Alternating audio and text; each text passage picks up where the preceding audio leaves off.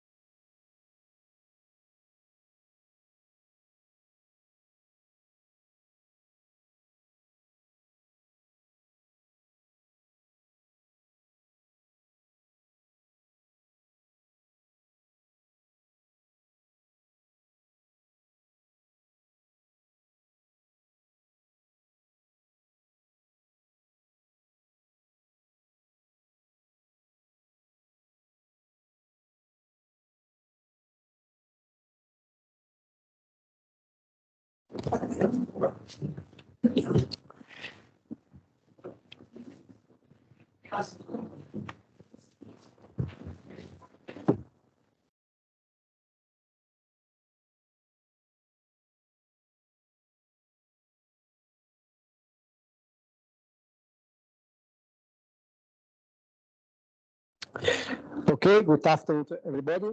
Buon pomeriggio a tutti.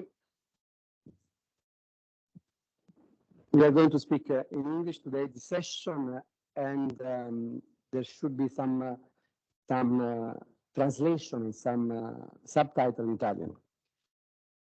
So, grazie innanzitutto Professor Card. Thank you for coming. It is really an honor for me to introduce Professor Card. David Card received his PhD in economics from Princeton University in 1983. And after different appointments at University of Chicago, Princeton, Columbia, Harvard, he is professor now at Berkeley University. There are at least 3 streams of literature in labor economics that have greatly benefited from his contribution. First of all, minimum wage. Second, immigration. Third, education. With various seminal contribution, David Card has demonstrated that on the basis of natural experiments and rigorous empirical analysis, even the most standard economic textbook notion can be challenged. For the topic of minimum wage, in 1990s, Card and his colleague Alan Kruger used a natural experiment to challenge the standard textbook notion that increasing the minimum wage lead to lower rate of employment in low-paying industries. Using the fast food labor market in New Jersey as an experimental treatment group and the one in Pennsylvania as a control group, Card and Kruger determined that the increase in New Jersey minimum wage did not reduce fast food employment. Many follow-up studies, including by Card himself, confirmed that general conclusion that minimum wage increases may generate no or even positive effect on employment. Thanks to these findings, economists started to go beyond competitive market theory to embrace more consistent explanation, such as the notion of monopsony powered by employers, and now they consider as the most important, promising explanation for the function of labor market relation. Card also used a natural experiment to investigate another standard textbook prediction labor market. Here, such as the increase in immigration inflow, decreased wages and employment among native workers with low level of education. In the well-known paper on the natural experiment related to the Mariel boat lift, Card explored the massive inflows of Cuban immigration in 1990, after Fidel Castro temporarily permitted Cubans to leave the country, and compared the wage and the employment dynamics in Miami with the one of similar four other cities, finding no negative effect for undereducated worker relative to similar worker in other cities. Many follow-up studies have confirmed the Mariel Botley findings. As for the education, the first stream of literature, David also analyzed the causal relation between the academic performance students and their later success in labor market, challenging another conventional prediction that resource level in public school have little impact on individuals' academic performance or economic opportunity in later life. Actually, public funds to school in poor districts play a major role. For this empirical contribution to labor economics, David Card was awarded the 2021 Nobel Prize for Economics. As you know, the most important prize for economists nowadays.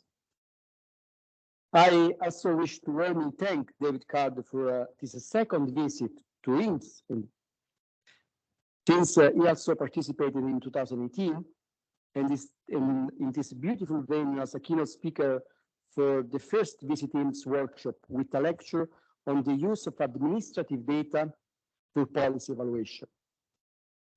As INPS, we are doing our best to implement the recommendation of that lecture.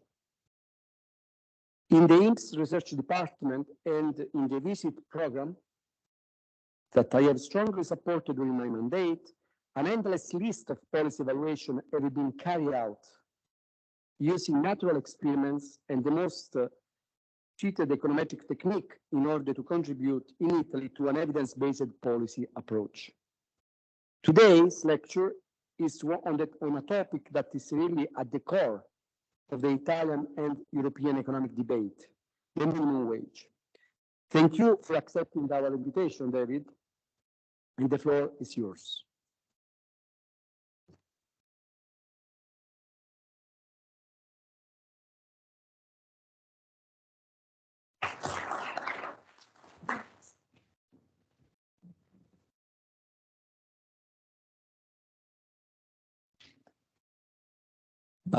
Well, thank you very much for that very kind introduction.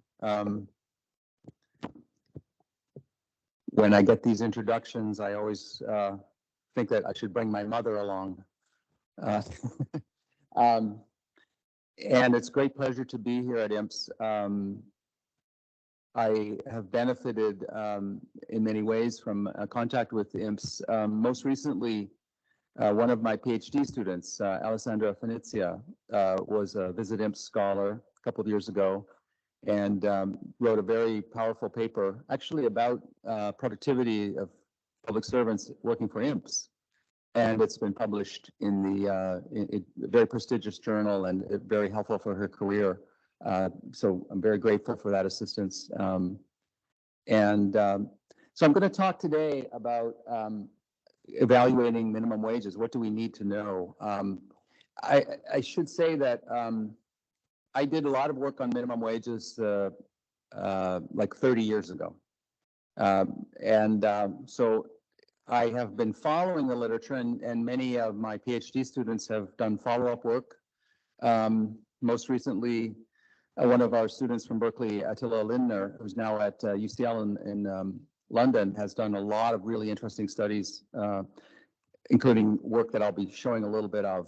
So I'm going to be talking about this literature from the point of view of someone who's following it, but a lot of the study, almost everything I'm going to talk about is not really from my own work, but from the work that followed the work that we did many years ago. I'm sure that everybody who knows anything much about economics knows that the minimum wage, at least historically, was a very controversial idea. And many economists were very critical of minimum wages.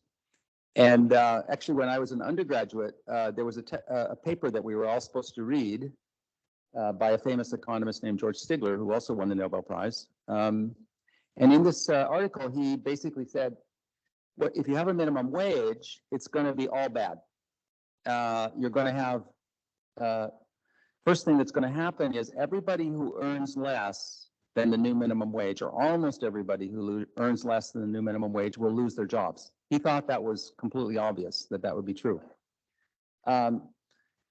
Secondly, as a result, the whole set of lower skilled workers are going to have less earnings, and you're going to make the income distribution less equal. Third, you're going to have effects on firms and productivity, and you're going to lead to slower growth of the economy and worse productivity. So that was about as bad a thing as an economist can say about somebody without bringing up their mother. Now, that view was still dominant until probably the 1990s. When Alan Krieger and I started working on this topic back then, there had been an article, a 1987 article, which was a survey of economists, and even at that time, people were pretty critical. But after the in the 40 years since then, almost 40 years since then, there's been a lot of new work, and it's been driven by a number of different things. Most, maybe one thing that's most important is the availability of data. So just as INPS has made available data for studying lots of different features of the Italian economy, that's also been true in the United States and Germany. And I'll be talking in a second about use of that kind of data for the evaluation of the 2015 introduction of a minimum wage in Germany. And people who know much about Germany know that that was extremely controversial at the time. And the fact that data were available from their administrative record system, much like the INPS system, really made it possible to conduct a serious evaluation and see what happened. So that's been very helpful. The other thing that's happened is that economists have become much more empirically oriented and have developed a lot of tools for trying to use simple, very simple ideas to infer causality from observed data. The most important type of study that people do these days is a kind of a generalization of a comparison between a group that was affected by a treatment and a group that wasn't, by using data from many periods before and many periods after. And that's what I'll call an event study design. That's a very standard design where you follow, for instance, Alan Krieger and I couldn't do this when we did our original study of fast food restaurants in New Jersey. But later on, we actually did an event study analysis where we took data from administrative records for New Jersey and Pennsylvania and showed what had happened to overall employment in the two sets of states as a result of the minimum wage increase in the fast food industry. So today I'm going to talk about, I think, a set of questions that I think are really important in thinking about the effects of the minimum wage. And I'm going to be talking about the questions and the evidence as I see it from studies outside of, many of them outside the US. But of course, none of this is directly based on evidence from Italy because there isn't a minimum wage in Italy. So when I'm talking about this at the end, I might give a few comments about some particular aspects of what we can learn from the existing evidence and some of the difficulties that will arise in applying this evidence or possibilities of applying that evidence to Italy.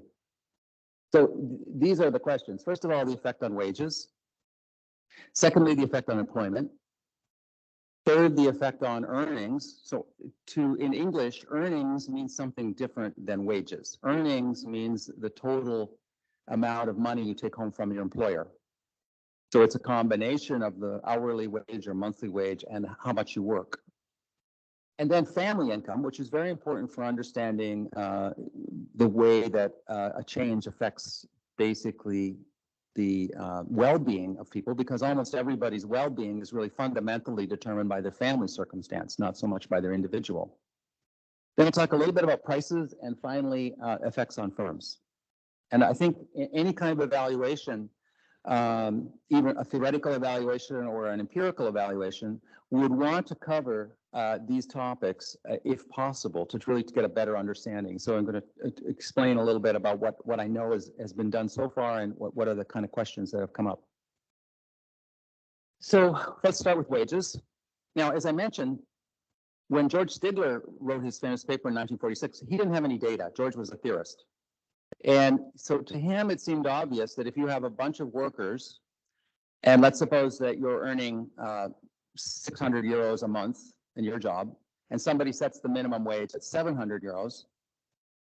To George, it was obvious that the 600 euro a month person would lose their job because they were worth 600, and the employer's forced to pay them 700, and so they can no longer be profitably employed. And to tell you the honest truth, it's amazing how many economists believe that's the way the labor market works even today, that anybody that's paid a certain amount, that's their actual productivity. That's what they're worth, quote unquote. And so if you set a bar higher than that, you're going to make it impossible for them to get a job. Now, we've subsequently learned that that's not actually how the labor market works. In fact, what happens when you increase the minimum wage, if you look at categories of workers, or as we say in English, especially in the tech sector, everybody assigns things to buckets. This is a phrase that I don't really know where it started, but categories. And so you think of people earning different wage levels, relative wage levels. So it might be you were previously earning $200 euros less than the new minimum wage, 100 euros less, around the new minimum wage, 100 euros more, 200 euros more. So those would be the kind of buckets that you would have. Then what you do is you follow over time what happens to the number of workers in those categories when the minimum wage goes up. And you hopefully have a control group and a treatment group, and you can do an event study style analysis. And the typical finding is revealed in this picture. And this is a picture from a paper by Attila Lindner.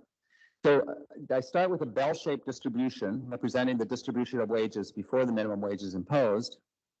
The minimum wage is going to be at the blue line right here. And there's a whole bunch of workers in the bell distribution down here that were earning less. And of course, as I said, Stigler's theory was they would all lose their jobs. But in fact, what seems to happen is a large majority of these workers get pushed up to the minimum wage or even a little bit above the minimum wage. So you generate what's called in economics a spike, a heap in the distribution around the minimum. You also sometimes get a situation where somebody who was earning, let's suppose you were to impose a minimum wage of 800 euros, 900 euros, you would get somebody who was previously earning 1,000 euros who would actually get a small raise, possibly to keep the differentials between them and other workers more similar. So you get some movement in the wage distribution even higher. Now, this is actual data. Okay.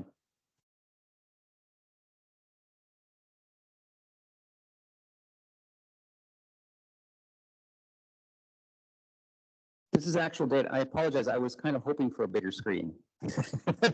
The upper graph, which I know you can probably see, well, I'm hoping you can see here, that shows the distribution, the faded distribution in the background is the distribution after a minimum wage is imposed.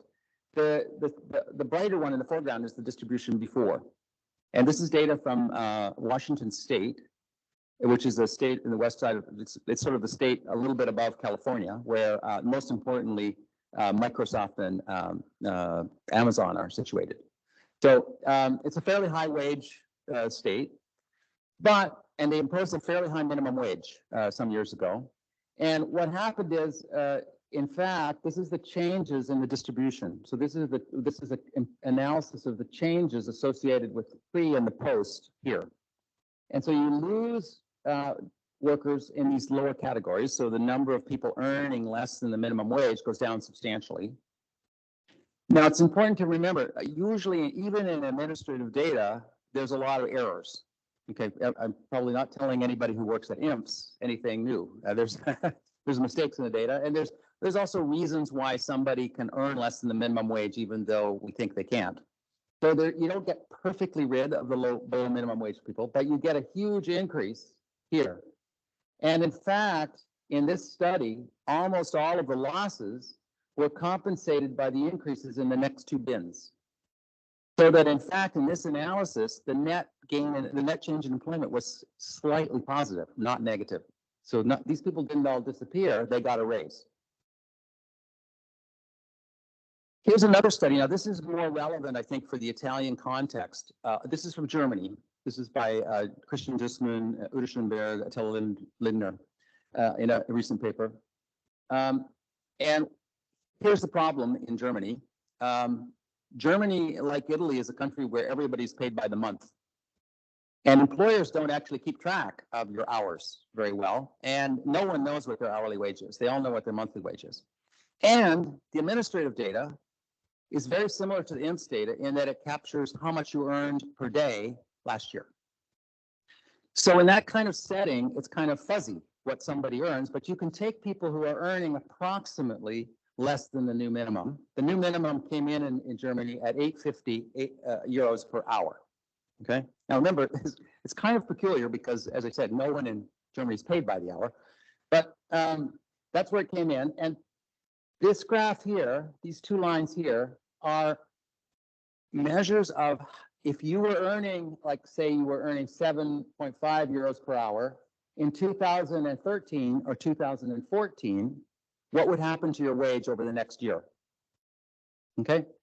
And so lower wage people have bigger wage gains. Higher wage people have smaller wage gains. That's largely for two reasons. One, some of the reasons why people have a low wage today will go away. They were sick or they were missing hours, and some of it is younger workers and apprentices and so on are at the lower end and they're going to gain. So there's both the actual variation and mistakes or temporary variation in the data cause you to have faster wage growth for low wage people. But relative to that benchmark, when the minimum wage was increased, you see for the two lower buckets, much higher wage growth after the minimum wage is increased. So even though the data is kind of fuzzy, you can see a kind of analog of that nice spike distribution that you see in the Washington State example. Okay, what about effects on employment? Well, one way of measuring the effects on employment is to take the previous approach and say, let's count up how many people lost their job who are earning less than the new minimum, and let's count up how many people appear to show up now earning at higher levels. So there's going to be losses at the lower end and gains around the spike, for example. And let's see if those are positive or negative on total. So we say, for instance, how many people, if you raise the minimum wage to 1,000 euros, previously, let's say 30% of people were earning 1,000 euros. And you say, well, how many people are now earning 1,200 euros or less? And if all of the change in distribution is people pushed up from below 1,000 to around 1,000 or 1,100, then the fraction earning less than 1,200 will be constant. Whereas if there's a big loss in jobs from all those low-wage workers losing their jobs in the Stigler kind of story, there'll be many fewer workers in the economy earning less than 1,200 euros. And so that's one way of doing it. The other way you can do it is you can just count employment by sector or by type of worker. And that's a more traditional way. For instance, Kruger and I studied what happened to fast food employment. I've done some studies of teenage workers' employment when minimum wages go up in one place relative to another. And so here's the same data set, same kind of analysis from the German situation. Remember, on the x-axis, we have euro wage bins. And now what we have is the probability that you are employed next year if you were working last year at different wage buckets. And you can see something that's extremely important, and we all know, which is if you're really high wage, you're going to be working next year. If you're really low wage, it's much less likely that you're going to be working next year. And there's a variety of reasons for that. Many of the people who are low wage have a lot of trouble. And if there's going to be any trouble in the labor market, they're going to get it. So everybody, all the problems in the labor market are always magnified for low wage workers. In addition, some of them are taking time off, taking a maternity leave or whatever.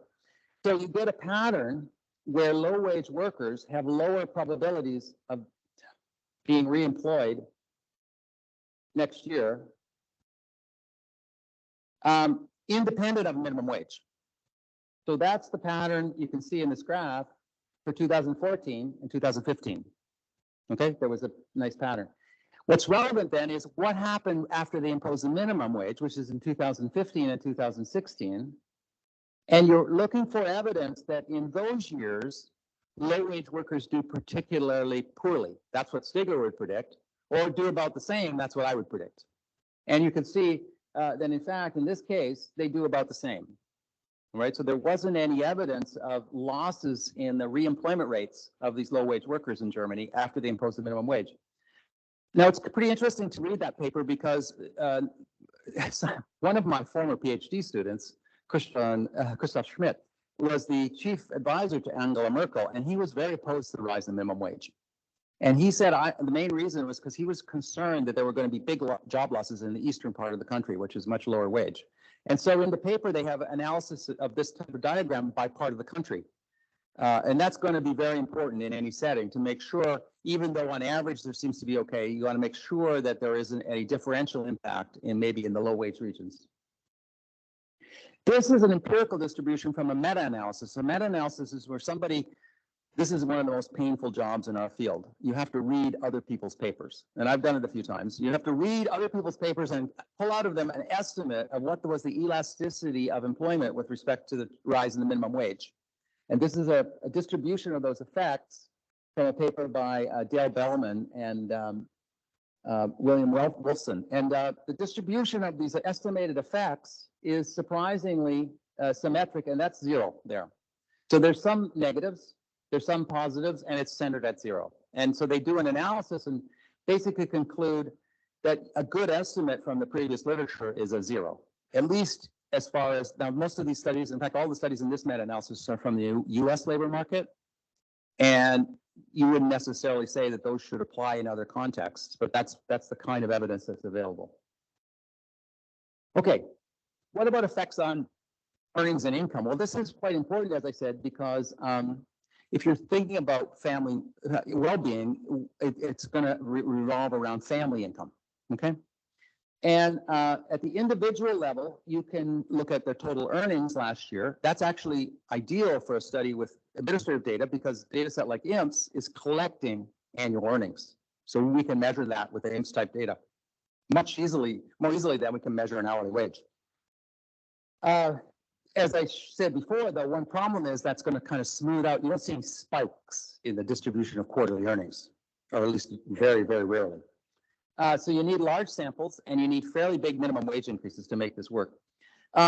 When we come to family income or poverty, I think this is in a way the most important for many purposes. What does an increase in the minimum wage do to family income? Does it raise the income of low-income families? And there's a bunch of different elements of this that are quite important. One element is, first of all, what kind of families do minimum wage workers live in? At one time, prior to the work that Kruger and I did in the United States, it was very common to say that all minimum wage workers were teenagers who lived with rich parents. That was a very widespread criticism. It turned out that wasn't true. In the United States, most minimum wage workers are adults, lower income adults, working, 25 to 40-year-olds, working in kind of fast food and home health care and cleaning services, exactly the same kind of workers you'd see earning low wages in almost any other Western labor market. But you need, in principle, if you really want to study and do a welfare analysis, what economists call welfare analysis, you really do need to have, in principle, some kind of a measure of family income associated with individual earnings and say, here's the people that are going to get a raise.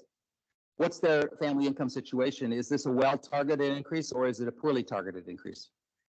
There's a second factor, which is very important, which is when you increase the earnings, do other transfer payments change? And there's two ways that that can change.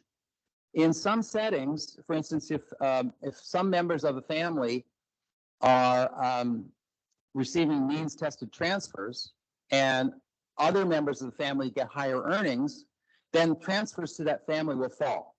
So studies that have been done, these are somewhat limited studies, suggest, for instance, in Washington State case, that increasing the minimum wage actually saved the states some money because they didn't have to pay as much transfer payments to low-income families because the families had a bit more money. There's another aspect in the United States and Britain that's pretty important, which is US and Britain have these policies which we call earned income tax credits. So the way it works in the United States, we don't have very much basic welfare if you're not working.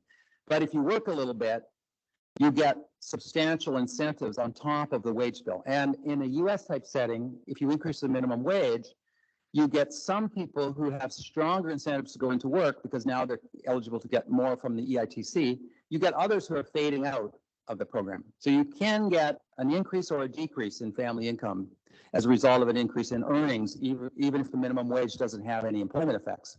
The effect on family income is something that has to be kind of evaluated and studied carefully. And it's hard to do that with many data sets, but it is possible conceptually to do it.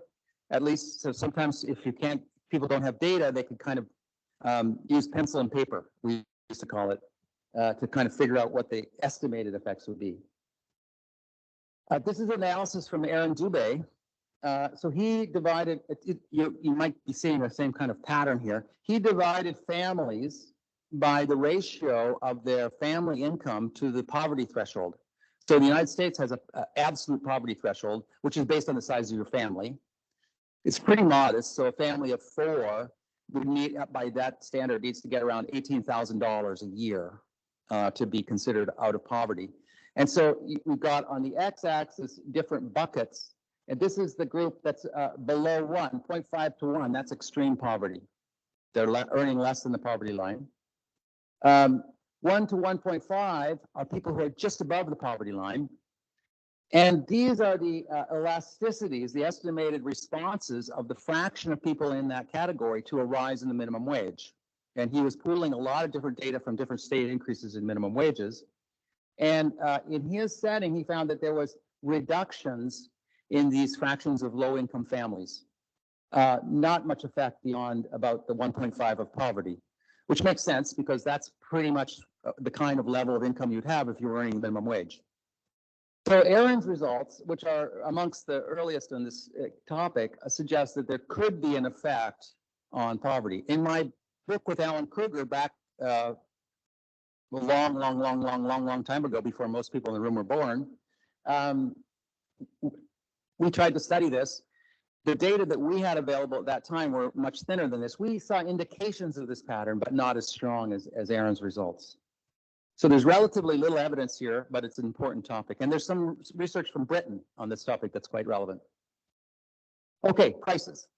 I was at the central bank yesterday, and of course, for the central bank, especially right now, the big issue is prices. They want prices not to rise as much. And a minimum wage, probably, the evidence all suggests that the minimum wage is going to have an effect on prices. In fact, the benchmark that a lot of people use for calculation is to say, well, let's suppose that the firm manages to pass through the full cost of the minimum wage. Then what's going to happen is the change in prices is going to be approximately labor share of their costs times the percentage change of wages you get from the minimum wage. And in low-wage industries, a lot of low-wage industries, labor share is relatively low. It's like 0.2 in the fast food industry, 0.2, 0.25 in the restaurant sector.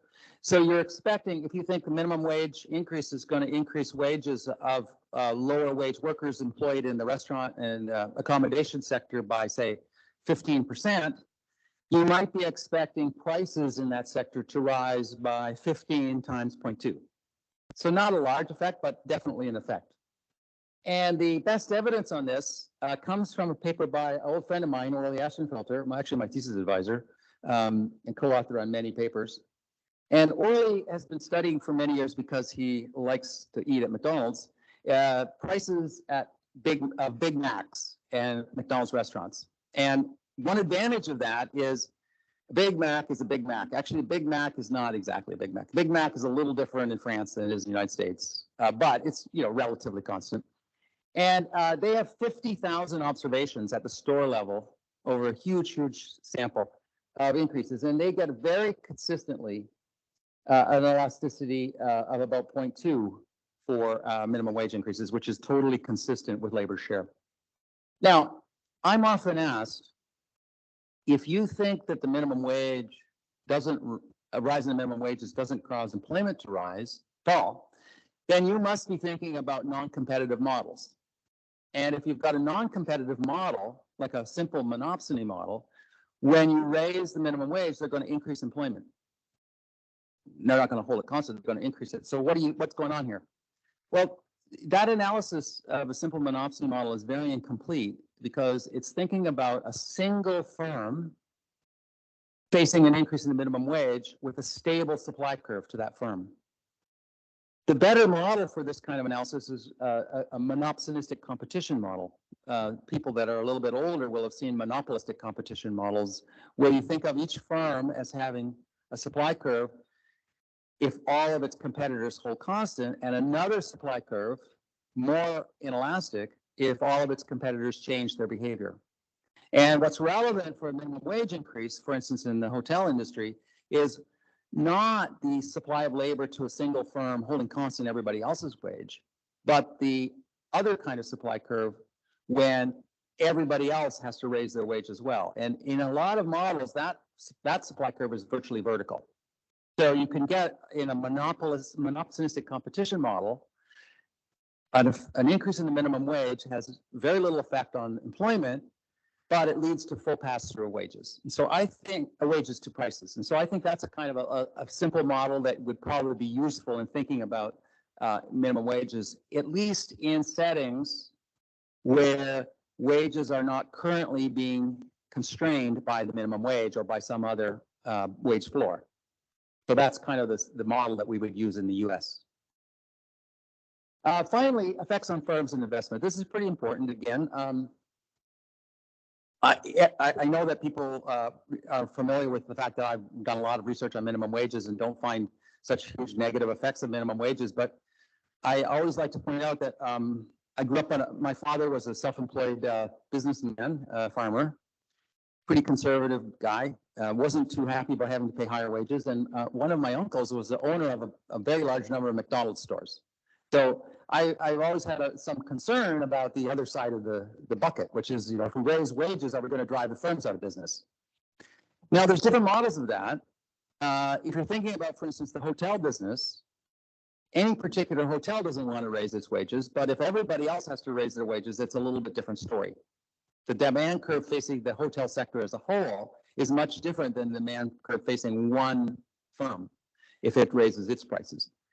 So there's a lot of research on this on very, very specific sectors. The most compelling research, I think, is the German analysis by Dussmann et al., where they had access to INPS-like data for Germany.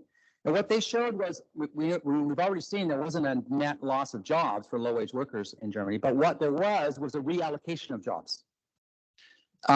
Interestingly, it's the kind of reallocation that is talked about a little bit in modern macro, associated with Shea Klenow and those kind of papers, where there's a reallocation to more productive and bigger firms. But there was some cost. Some of the smaller firms went out of business or declined in size. So there's going to be winners and losers of a minimum wage increase, even if on average, workers on average are kind of similar. And Ashenfelter and Jureta, in their paper that studies MIC prices, also looked at effects of entry and exit of McDonald's stores. So they have these very large number of data set of observations on McDonald's stores. And they found just a virtual zero for opening and closing McDonald's stores as a result of minimum wage increases.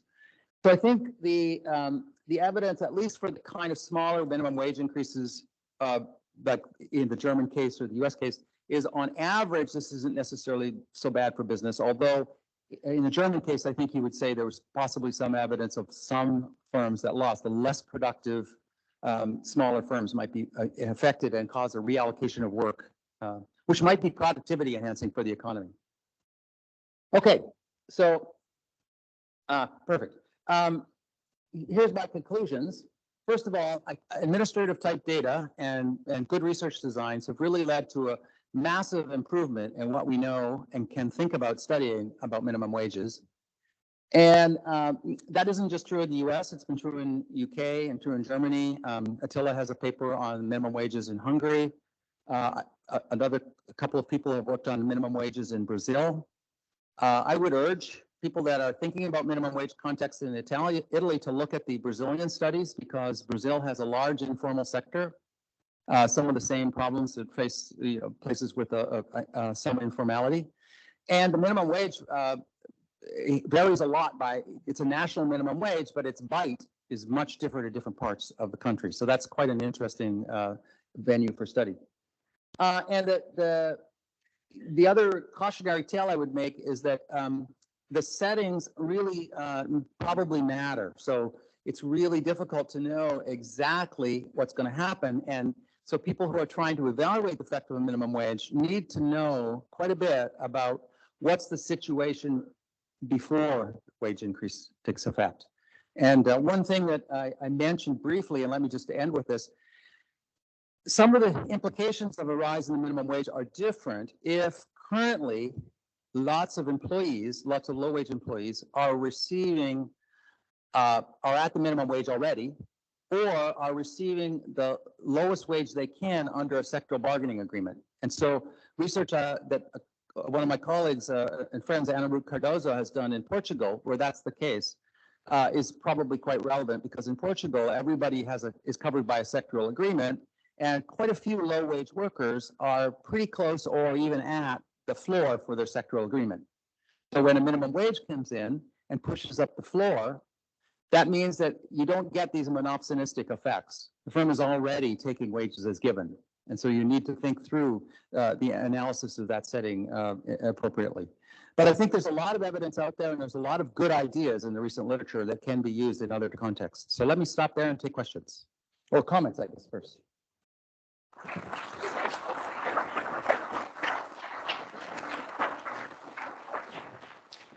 Thank you very much, David, for this very interesting lecture. I will give you the floor to Dr. Eliana VIVIANO, economist at the Bank of Italy.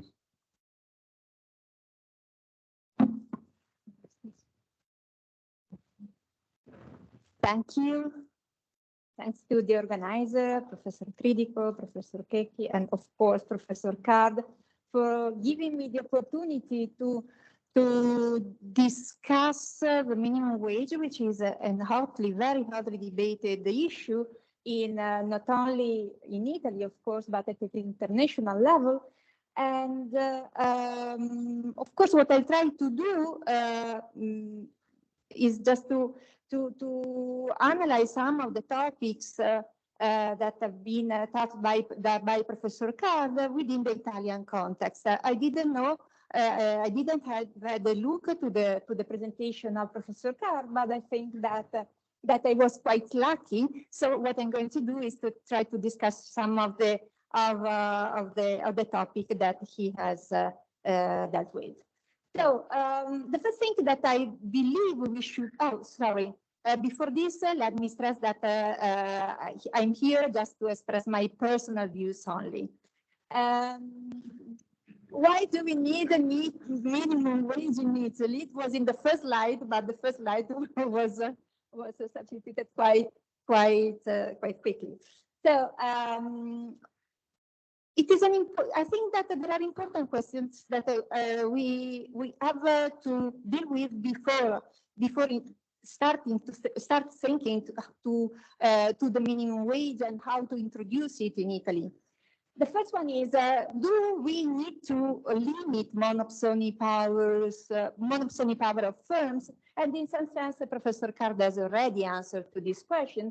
Indeed, what we know is that in many EU countries, monopsony power doesn't seem to act on wages. We have recent papers showing that the impact of wages in contexts where there is a well-developed bargaining system is not necessarily on wages, but monopsony power of firms could act mainly through the type of contract that the firm offers to the worker. That is, it could be much more relevant for,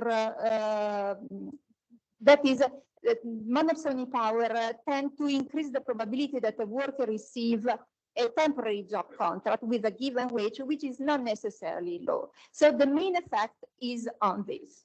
And the second thing that we have to think about is whether we want to introduce a minimum wage because workers are insufficiently covered by collective agreements. And also in this case, the answer is probably no, because according to its data reported in the annual report of this year, just very few workers in the private non-agricultural sector are not covered by an agreement signed by major social partner. We are talking about 2%, so a very small share. And so are we going are we going to debate on minimum wages because we want to fight inward poverty? Once again, the Ministry of Labor told us that inward poverty is much more a matter again of job instability and insufficient work hours of work. So it doesn't seem that the minimum wage is important in order to tackle these issues. And are we worried about the wage distribution is to disperse in Italy? Once again, this is a difficult question to answer too, because of lack of comparable and high quality data. It doesn't seem that, however, the Italian wage distribution is so widespread. If we look at the distribution of hourly wages for full-time, full-year employees, what we get is around data refer to 2019. This is an estimate since we do not have hours of work, but what we find is that the median wage, hourly wage is around 12.5 euro per hour, and 60% of the median of the minimum wage, a conventional level that is thought to be relevant for fixing minimum wages, is around 70.5 euro per hour. So a relatively low number. But I think that the answer that we have to deal with is yes, we have to introduce a minimum wage, because independently on how many workers we want to protect, there are still workers that earn less than the 60% of the median or other conventional thresholds that we imagine, we believe are decent wages for workers. So by introducing the minimum wage, we are probably not to deal with the major problems of the Italian labor market, but for sure we are going to protect some workers. Of course, the crucial question is, what is the level of the minimum wage we have to think about? And it is an important issue because I believe that it is closely related to many of the issues, the topics that we should know before implementing a minimum wage.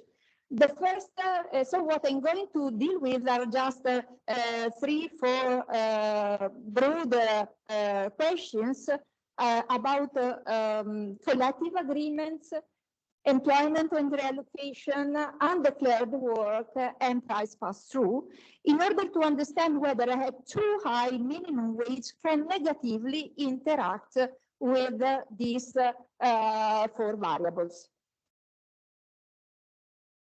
Well, typically in the literature, there is some consensus that a level of a minimum wage which could be appropriate is around 60% of the median of the wage distribution. There's nothing that say that tell us whether this threshold is too low or is too high.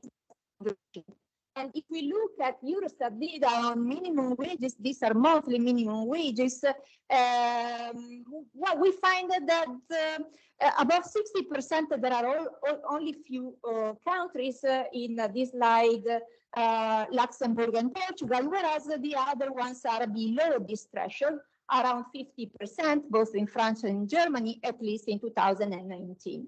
So, but there is some country variability depending on the situation of each country, of course.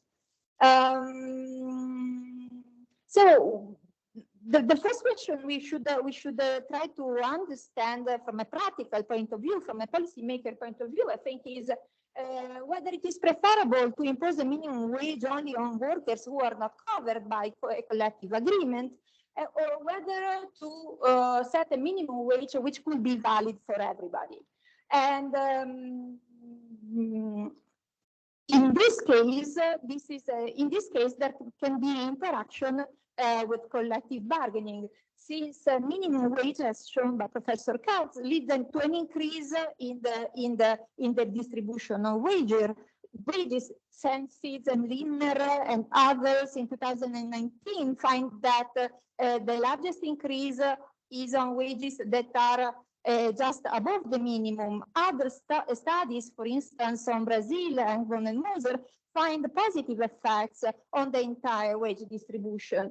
So the question is, did minimum wage have an impact on unions' bargaining power? And by reducing union bargaining powers, I think that this is an important topic, because if so, then a too high minimum wage could further imply a further reduction in collective bargaining, which is not necessarily a good thing for the entire distribution of wages. And we have to remember also that collective bargaining is not just on wages, but it is on many things. For instance, working conditions, for instance, working time, the share of temporary contracts that can be employed in the sector, and so on. The other topic, the other big question is about the employment effect, and Professor Card has told us that employment effects are can be various. Typically, they are small. They are small. Also, countries like Germany, where East and West are very different in not only in labor, in many the labor market. But the point is that both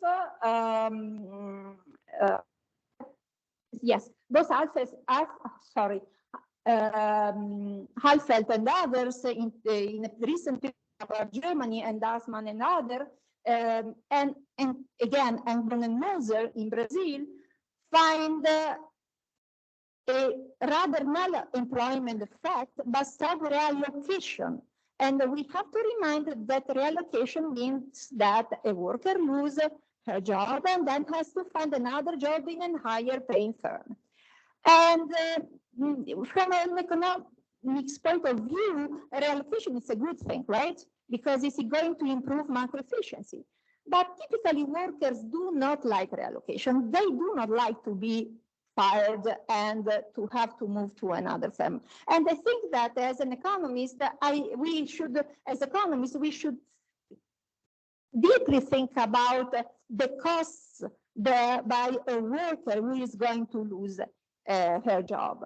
Because I believe that we haven't taken into account all the welfare implications for workers. The other aspect connected to this point is the other one, that is regional disparities that we cannot forget, especially when we deal with a nationwide minimum wage. If we are thinking about the introduction of a nationwide minimum wage, the point is that in the southern part of the country, which is the weakest part of the country, also the wage distribution is very, very compressed. So the median of hourly wages is around 11 euro, and the 60% of the median at the national level corresponds to more or less the third percentile of workers that, sorry, no, I'm wrong. Around 20% of total workforce earn less than 7.5 euro per hour, more or less. These are my estimations, of course. But there are also differences in the cost of living that we could take into account. So I believe that when we talk about reallocation, and especially spatial reallocation, we have to be sure that we are going to improve the working and living condition, especially of southern workers in Italy.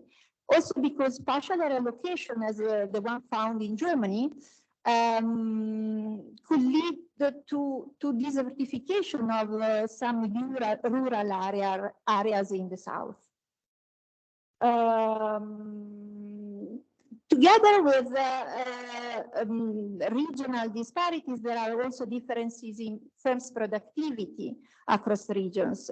Here, what I'm plotting is the distribution of value added per workers net of sector effects and size effects. And once again, what we find is the distribution in the southern part of the country is more squeezed than in the north. And again, all the reallocation effects that we were talking about before could be relevant for the south if we impose a too high minimum wage. And there is another topic which is extremely important, just mentioned by Professor Card, that is the fact that in Italy, we also have a very high share of undeclared work, one of the highest share in Europe. I mean, there is the evidence of the impact of minimum wages on undeclared work is rather mixed, but recent papers in countries where undeclared work is relatively widespread find a negative effect, in the sense that there are workers that move from the formal sector to the informal one. And this is something that we have to take seriously into account. And also, as Professor Cardes told us, we have also to carefully think about the cash and the tax and benefit systems, because in Italy, poor people are receive a large amount of sustains that are based on mean-tested access to these services and transfers. And so when dealing with the minimum wage, we have also to think about what could be the impact of the index used in Italy to measure, to determine the access to these tax and transfers, I mean, easier. And this is something that cannot be jointly determined. If we want to introduce a minimum wage, we have to take into account also the impact on ISE and on the access to these benefits. The point is that people could be pushed towards undeclared work if they believe that they are going to lose the access to, for instance, discounts on energy prices or to kindergarten and so on. And the issue of undeclared work is extremely relevant in Italy because there is a very strong correlation between the share of workers working below a given threshold. In the left side, I'm looking at a 7.5% threshold, and in the right-hand side, I'm looking at a €9 threshold. And there is a positive association between the share of workers working below this threshold that we have discussed in Italy many times, and the share of workers in the undeclared, in the informal economy. So we have to be extremely careful in setting the minimum wage. Last but not least, as mentioned by Professor Card, and since I am an economist for the central bank, yes, we are worried about the pass-through, the price pass-through. But we are worried about the pass-through. Of course, the amount of the pass-through depends on the impact of the minimum wage on total labor costs. So we do not have to think about this as a major problem, but there is a problem there, because in some sense we are admitting that some of prices are determined outside the labor market. And but the point here is that in a recent paper with Sergio Santoro, what we find is that in Italy, labor cost shocks transmit differently according to the productivity of the firm. That is, low productivity firms tend to pass through shock to labor costs by more than productivity to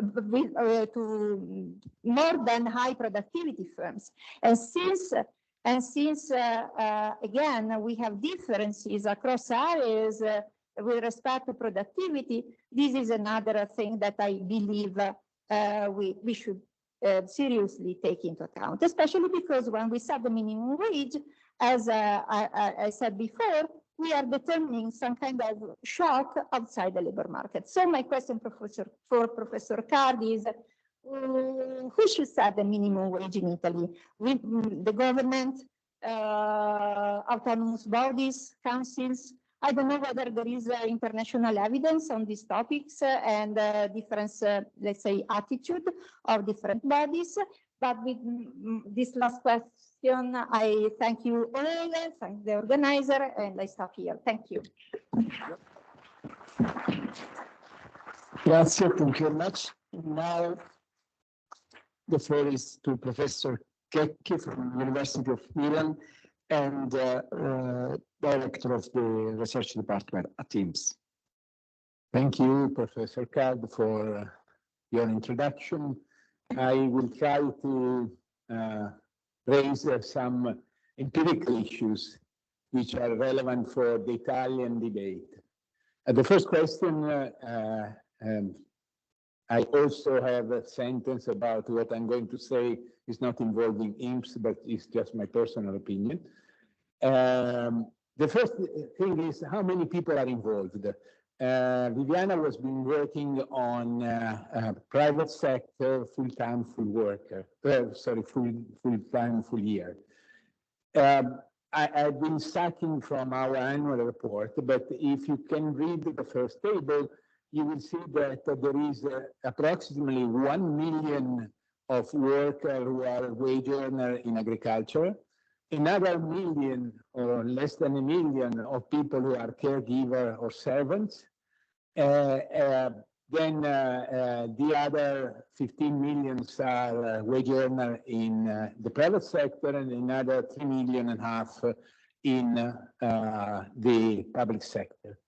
In addition, if you look at the number, these are 2 data points, 2004 and 2021, you see that the number of people working in the private sector increased by approximately 2 million. The problem is, who are these people? These are not full-year, full-time workers. Most of them are somehow marginal workers. People have been start working as a part-time. Maybe they are involuntary part-timer. Many other people are working even less than half a day.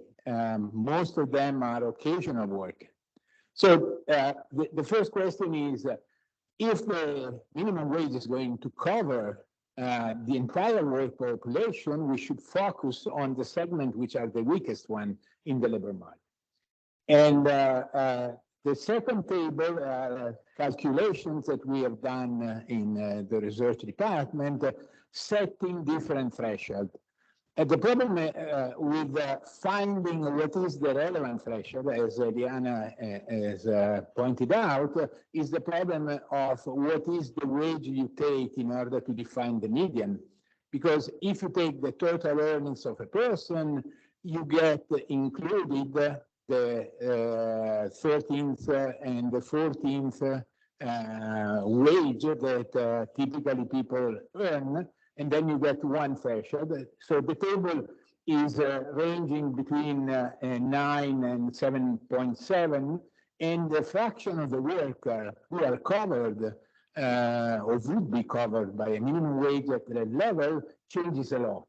And changes a lot, especially in the weakest segment in agriculture and, as I said, in caregiver. The second problem that we should consider in a political debate is, should we set a unique minimum wage, or should it change across sector, or should it change across region? These 2 graphs are taken by a working paper where the main message of the paper is that most of the variance in log wages are attributable to sector more than to regions, which means that if we are discussing about the minimum wage uniform across all sectors, we may be touching a lot the inequality of wages. If we are thinking about a regional divide, then the effect on inequality would be minimal. Those are numbers of the average earnings by sector and by year. That table is only intended to show that there is a huge variation across sector.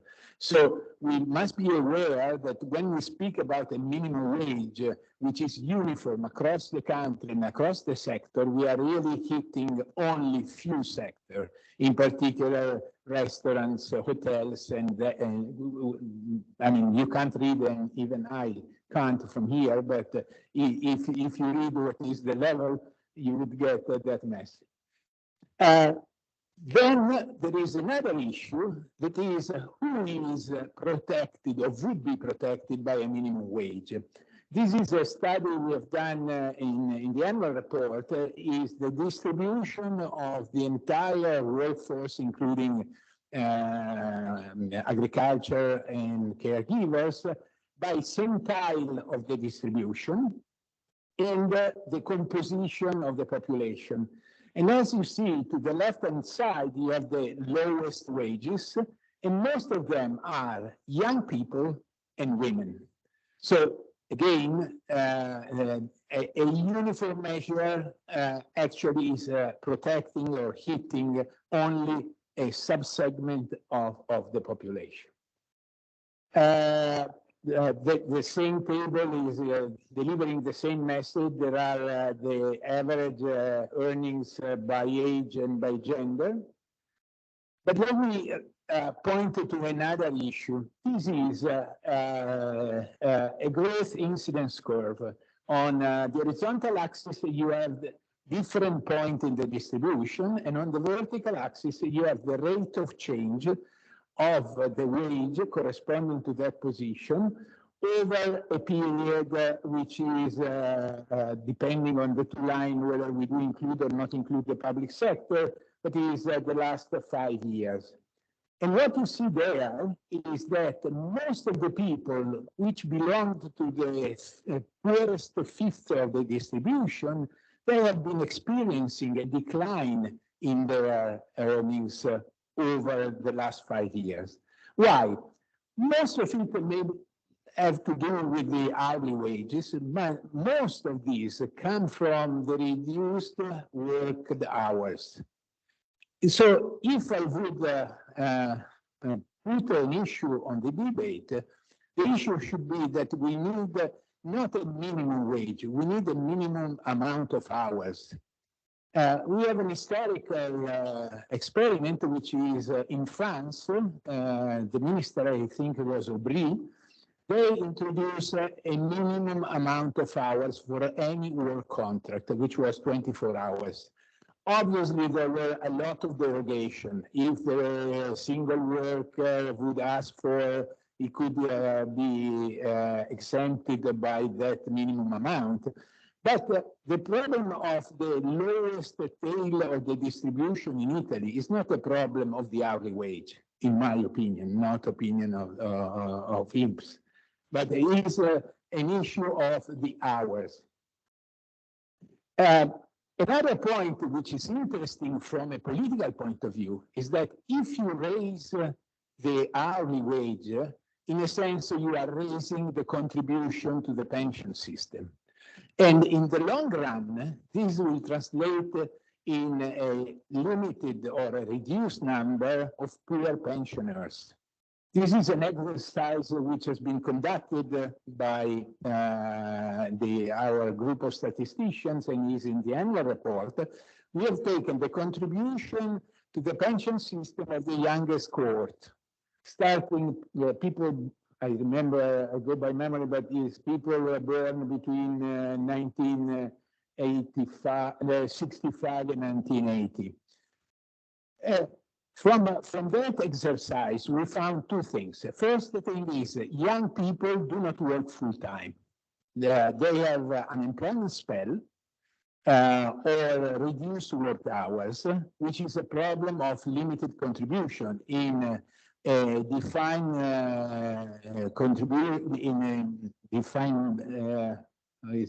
defined benefit and defined contribution system.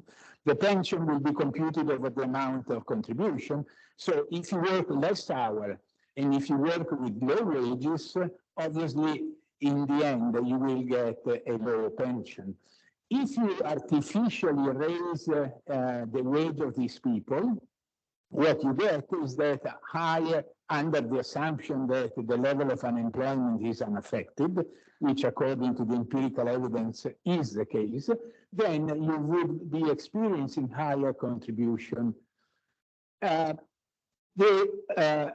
other peculiarity of the Italian system is that we have this citizen income, is a mean-tested benefit, which was introduced in 2019, which in a sense does create a floor to the wage, especially if you consider a single worker, in order not to complicate with the family composition issue, and this is uniform across the country. So if this minimum level of benefit or a minimum level of earnings is taken into account, what we have seen studying the work history of the people who are recipients of the benefit is that this does not change their attitude to the labor market. Eliana raised the issue of undeclared work.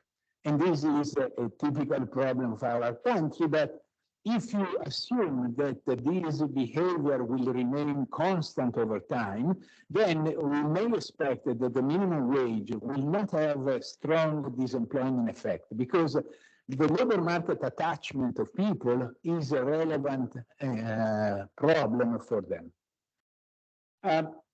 Another issue which is important in the case of Italy is the problem of the relationship with the bargaining system.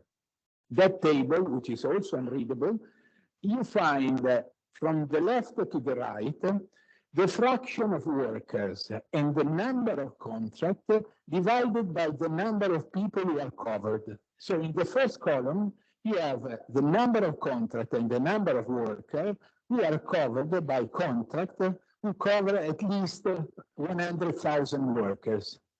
And if you see the final number, 78% of the Italian workers are covered by a national contract. So the problem are not these people. The problem is if you move to the right, and in the penultimate column, you have people covered by contract, which cover at best 100 workers. These are the so-called pirate contract. In such a case, you also have by line the level of wage which is paid to the people covered by those contracts and is taken the first decile. So the yellow strip is the people who would be affected if the minimum wage would be €7 per hour. In the orange or pink strip, you see the people who would be covered by a minimum wage of €9. If you could read the table, you would get the following message. First of all, if the minimum wage is at €7, the only problem would be for the workers who are covered by pirate contract.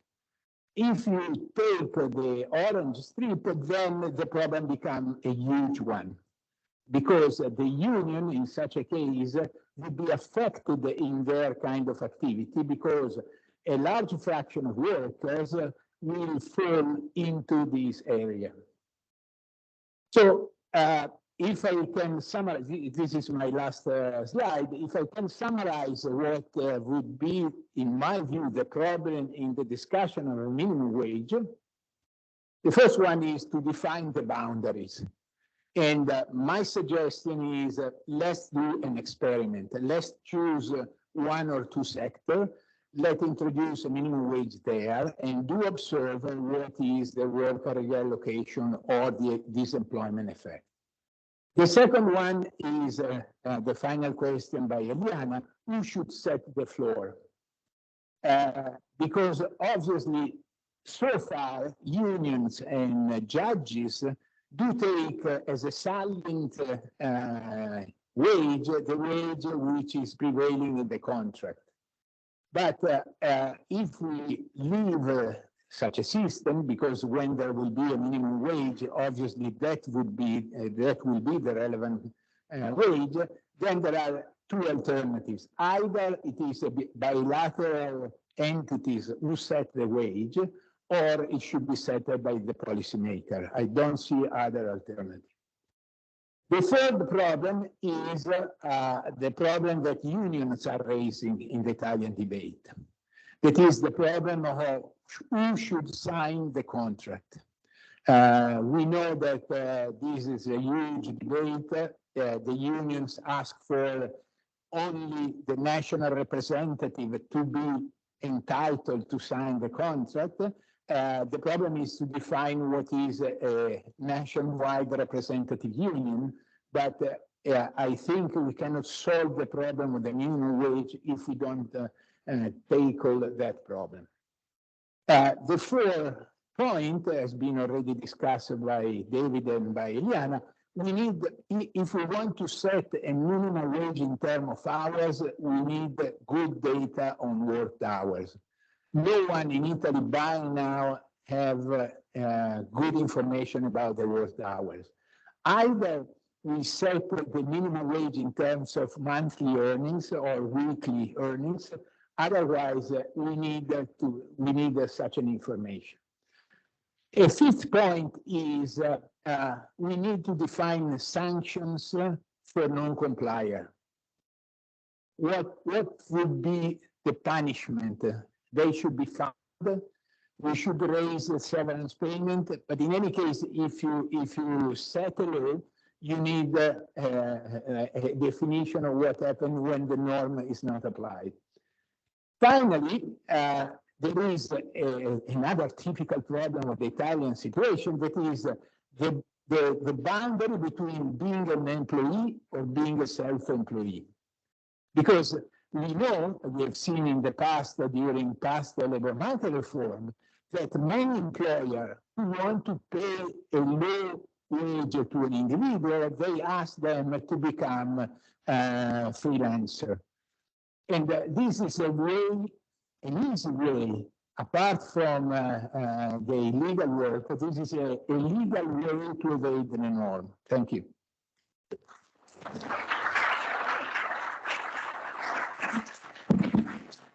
Thank you very much. Thank you for this very interesting insight, both from Daniele and from Eliana. The issue is a very complex one, and policymakers should be really very careful in evaluating all these aspects. I will say, before giving the floor last to David, I would go back to you, to the floor, asking whether you have questions or comments, or please do. Don't be ashamed. Yes, Antonella, prego. Devo passare tra di voi il microfono. Antonella, prego. Introduci per favore da sola. Antonella Stirati, Università Roma 3, economista. So I have one, I don't know how to say, technical question. You said we don't have any estimate of hours worked. So I wonder if you consider the ISTAT data on hours worked not good, and why, since I use them in my work, I would like to know more about what you think about those data. And of course, according to those data, hours worked have increased much less than employment since 2012, 2013. So of course, there is a problem. Heads have increased, but hours worked have not. So of course, the employment that has been created after the double dip in 2008 and 2012 is not a good employment to a large extent. It's short time, part-time, occasional, etc. So of course there is a problem of hours worked. But I'm not completely convinced that we don't have in Italy a problem also of low wages for those workers who are full-time and contractualized. Several years ago, about 10 years ago, I did the research with the union in the metal workers working industry, Industria Metalmeccanica, and we found that the earnings, monthly earnings of a full-time contractualized worker, blue collar in that sector where unions are historically quite strong in Italy, was very close to the relative poverty line for a family of 4 people.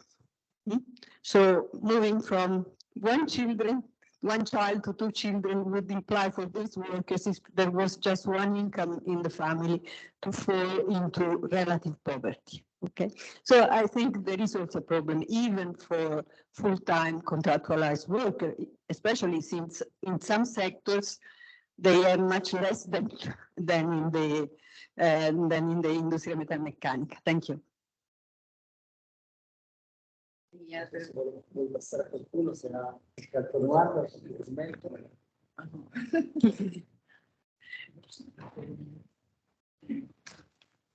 Grazie. Thank you. I'm Eliana INPS and the Università Partenope. I would like to hear your thoughts about the debate of setting a minimum wage at times of high inflation. I mean, now at the EU level, they're debating about this European minimum wage and how can it be reconciled with keeping inflation in control?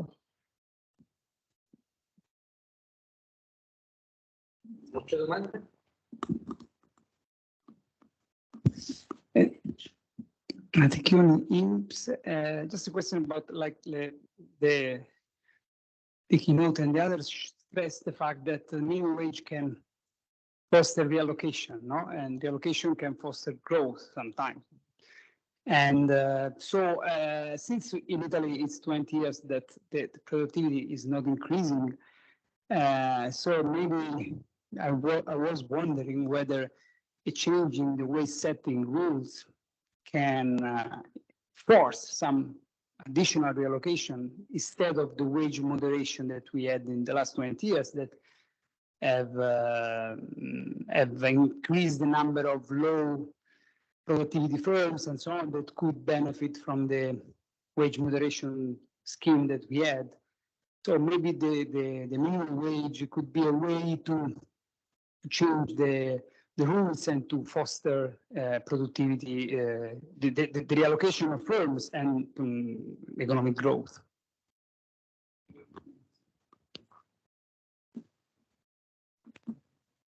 Yes, Salvo Leonardi, Fondazione Di Vittorio. Thanks to all the speakers for the very informative contributions, plenty of stimulation. I just tried to select 2-3 things, 2 remarks and comments. The first is that for certain, the correlation between statutory minimum wage and their increases and their impact on the employment rate is quite uncontroversial today, and also on a macro scale. If we only think that in Britain, when it was introduced in 1997 by government of Blair, and in 2015, when it was introduced in Germany, we hadn't recorded any kind of bad impact in terms of employment, and we don't need to go to the McDonald's in some provincial districts in the United States to see such an evidence.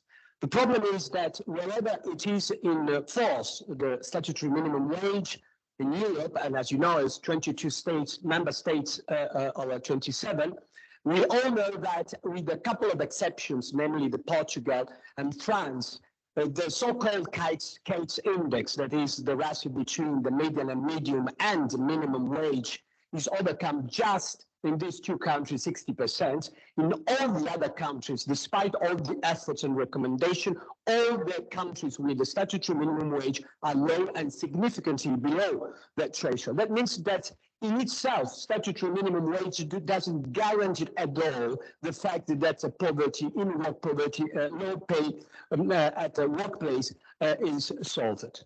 And this is something, is a myth which has to be somehow overcome as the other one, the bad myth concerning indeed the bad impact on employment. About the situation in Italy, as has been said, we are a country where the collective bargaining coverage is estimated to be probably the highest in the whole European Union without having an extension mechanism binding general agreements.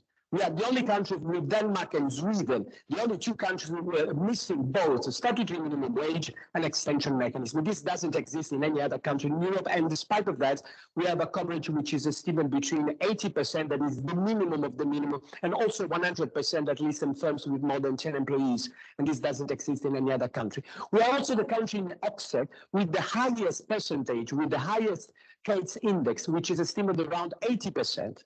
The only country in Europe with the statutory minimum wage, which is similar, is 60%, without at 80%.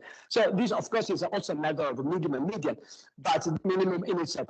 The problem of the trade, then I conclude, €9, €7 and a half. I completely agree with the Professor CHECCHI when he said that the problem in Italy is the labor market instability, which is very serious. The fact that there are a lot of workers.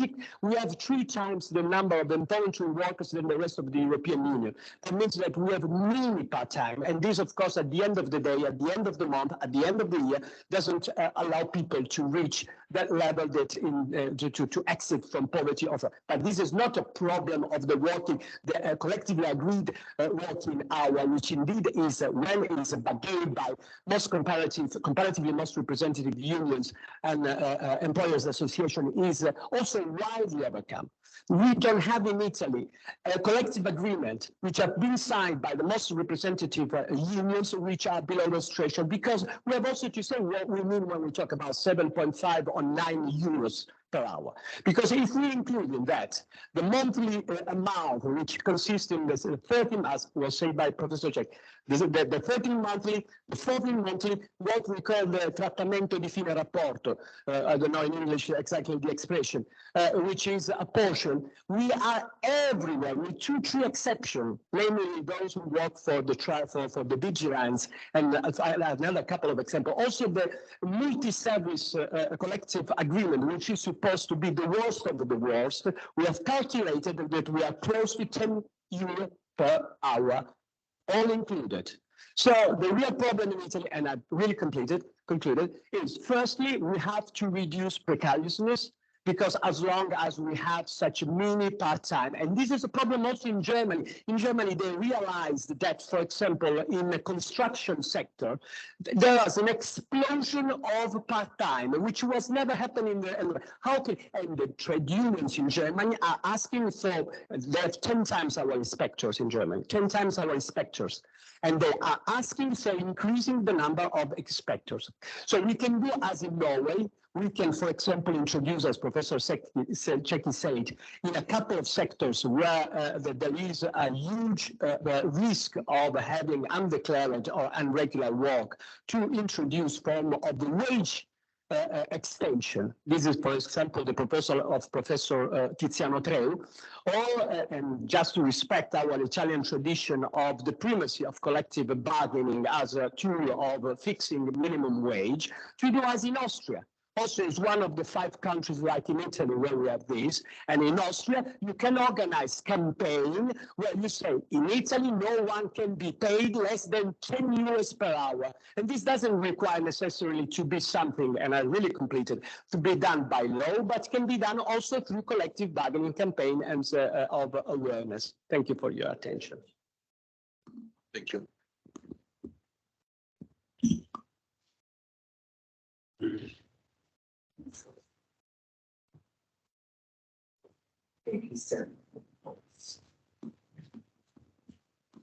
So before giving the last word to David, I want to thank you, everybody.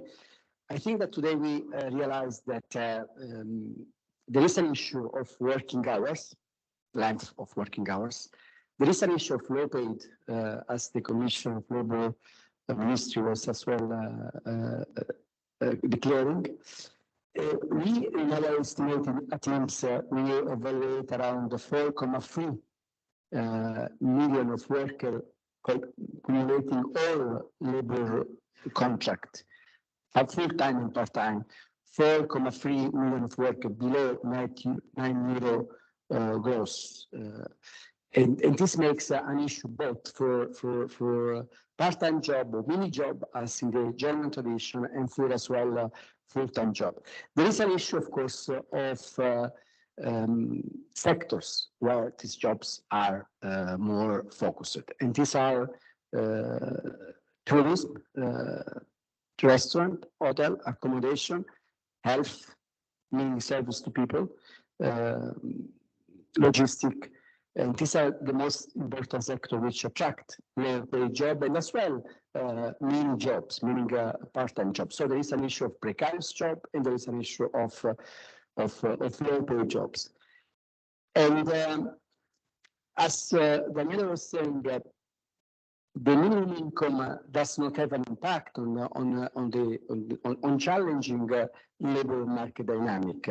What I can say is that from the lesson as well for the literature and the seminal work of David and the follow-up show that, and this is my really what I believe and my conclusion, that when jobs are low paid, an increase of the wage would cause probably to an increase of employment rather than to the contrary.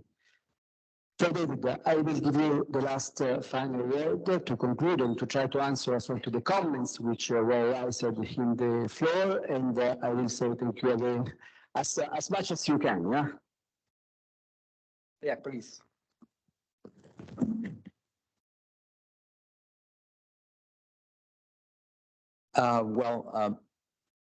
I'd like to thank the discussants for very thoughtful remarks and also from the audience.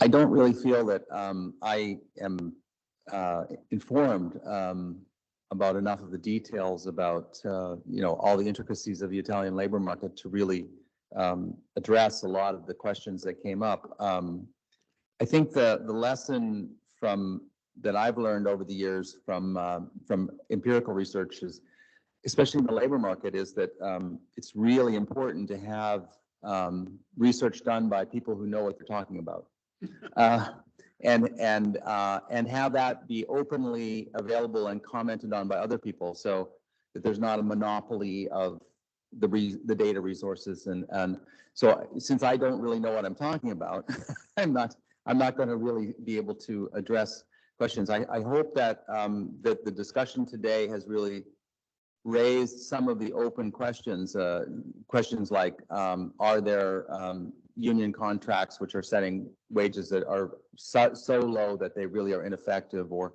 what about the uncovered sector? And some of these issues are really unique to Italy. And so I don't think it's going to be very easy to learn about them. Others maybe have something in common with other countries.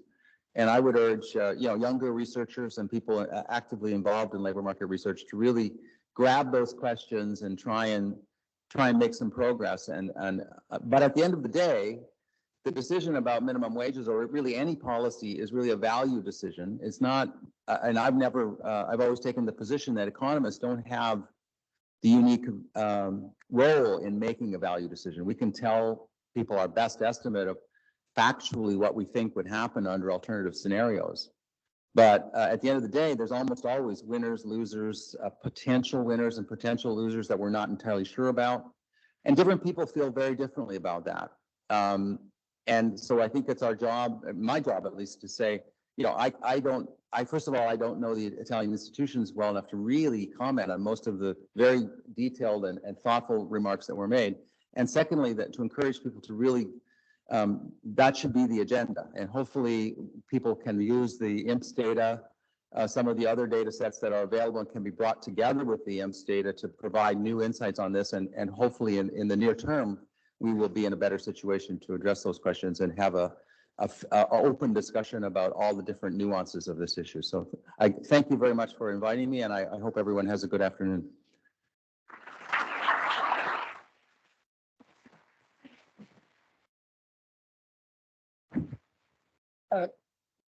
There is a small drink just in Sala Montecitorio here for all of us. So thank you for being here and thank you for remaining another 5 minutes with us for a drink. Thank you, David, again.